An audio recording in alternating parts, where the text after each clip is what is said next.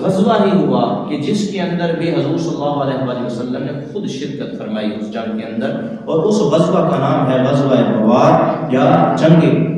قدیر۔ تو یہ دو نام سے، جنگ قدیر یا غزوہ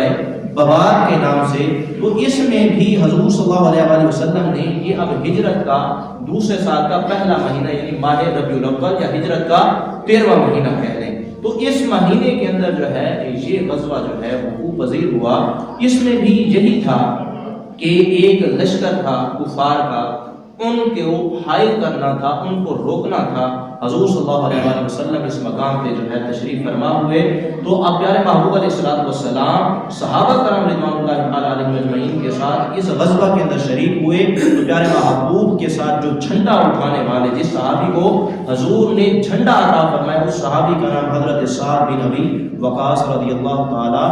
عنہ ہے کہ انہوں نے غزوہ بوار کے اندر یا جنگ قدیر کے اندر پیارے محبوب علیہ السلام کے ساتھ جو ہے وہ کیا کی، وہاں پہ اس مقام پہ جو ہے وہ کیا کیا، انہوں نے جھنڈا اٹھایا۔ اور اس کے علاوہ اب مدینہ منورہ کے اندر حضور تو باہر آ گئے، وہاں پہ جس صحابی کو عامر مقرر کیا یا سربراہ مقرر کیا، ان کا نام حضرت سیدنا سعید بن عثمان بن مظعون رضی اللہ تعالی عنہ ہے۔ اب پیارے محبوب علیہ السلام اس مقام پہ پہنچے، تو وہاں پر یہ جو لشکر آنے والا تھا،